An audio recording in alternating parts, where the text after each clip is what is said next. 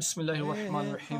मुहतरम नाज़रीन, आज जो दुनिया के अंदर क्रिकेट के हवाले से कमो बेश हर शख्स के अंदर जोश व जज्बा है, हर कोई इसको देखना पसंद करता है। क्रिकेट को देखना जायज़ है या नहीं जायज़, ये एक अलग बहस है।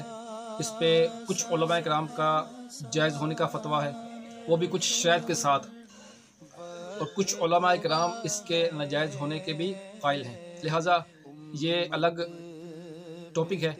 आज जो हमारा टॉपिक है वो है इसके अंदर जो जुआ लगाया जाता है, इसके अंदर जो जुआ खेला जाता है उसके मुतालिक। दुनिया के अंदर बड़े बड़े लेवल पे जुआ जो खेला जाता है वो सब जानते हैं कि वो नाजायज़ व हराम है, और बिल्कुल जो वो उस काम में मुलव्वस होने वाला शख्स बाइस इज़्ज़त नहीं होता। आज मैं आपको एक ऐसी बात की तरफ तवज्जो दिलाता हूँ जो कि आम तौर पर लोगों को पता भी नहीं होता कि क्या ये जुआ है। जी हाँ, कोई भी गेम हो, फुटबॉल हो, कबड्डी हो, क्रिकेट हो, इस तरह कोई भी गेम हो, कोई भी खेल हो, आम तौर पर इस तरह के टूर्नामेंट होते हैं कि एंट्री फीस जमा करवाई जाती है।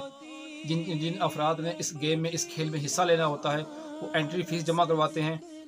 एंट्री फीस सब ही खेलने वाले जमा करवाते हैं, और बाद में 3 या 4 लोगों को इनाम मिलते हैं जो जीत जाते हैं, और जो हार जाते हैं बकिया लोगों को कुछ भी नहीं मिलता।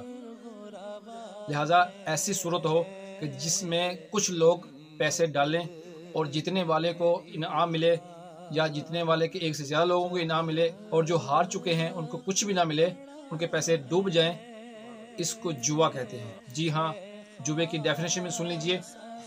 जुआ को अरबी में किवार कहते हैं। इसकी तारीफ ये है, हर वो खेल कि जिसमें ये शर्त हो कि जीतने वाले को हारने वाले की कोई चीज़ दी जाएगी, वो जुआ है। जी हाँ, जो हार जाए उसकी कोई चीज़ जीतने वाले को दी जाएगी। पैसे भी हो सकते हैं, वो खाना भी हो सकता है, वो किसी किस्म का और भी फ़ायदा हो सकता है। लिहाजा ऐसी गेम, ऐसी शर्त ये जुआ में आता है। लिहाजा ऐसे टूर्नामेंट और ऐसे खेलों से, ऐसे गेमों से अपने आप को बचाना चाहिए।